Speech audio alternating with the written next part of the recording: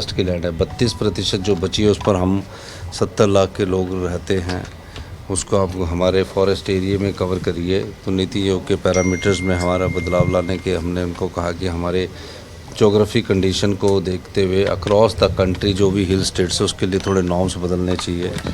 अब जो निचले जो प्लेन में सड़क के लिए अगर रिपेयर के लिए 75,000 रुपये देते हैं, तो हिमाचल प्रदेश में उसके लिए कम से कम अगर कोई सड़क टूटती तो कम से कम 20 से 50 लाख रुपए तक का एक सड़क किलोमीटर बनाने में ही रिपेयर करने में खर्चा आता है।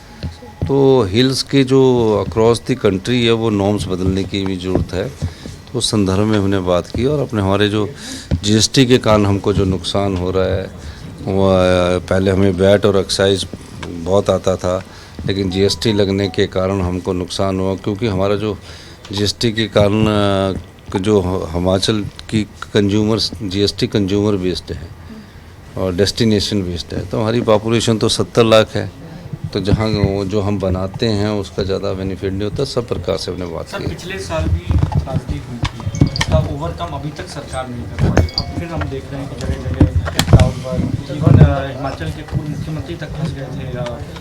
क्या प्रधानमंत्री नहीं ऐसा कहीं नहीं आप ये विजुअल में आया था कि किस तरीके से लैंडस्लाइड हुआ था। मैं ये नहीं वो लैंडस्लाइड प्रधानमंत्री से जो विजुअल में आया तो लैंडस्लाइड पहले ही हो गया था, वहाँ पता लग जाता है पत्थर गिरते हैं लैंडस्लाइड्स का। सर हर साल आप लोग ये डिमांड करते हैं कि इसकी नेशनल कैलेमिटी अनाउंस किया जाना देखो चाहिए। हम तो ये कहते हैं कि हिमाचल प्रदेश के लिए जो अभी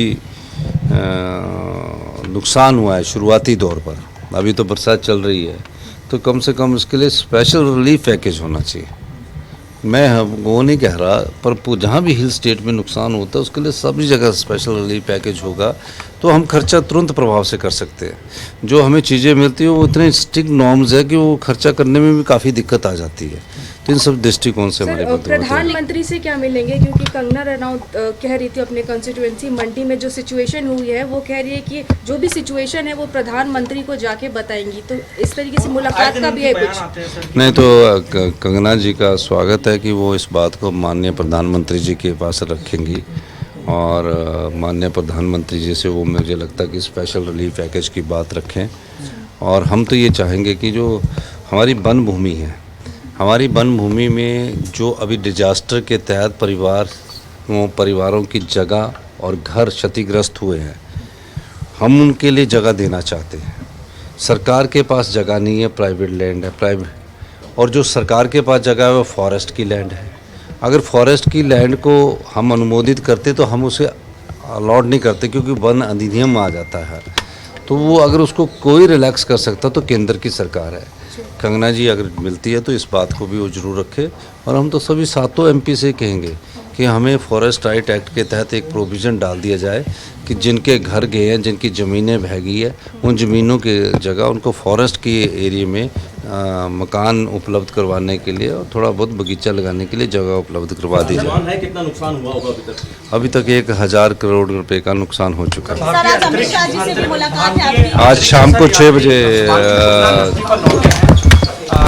लौटे हैं शिवांशु शुक्ला 4 एस्ट्रोनॉट के साथ।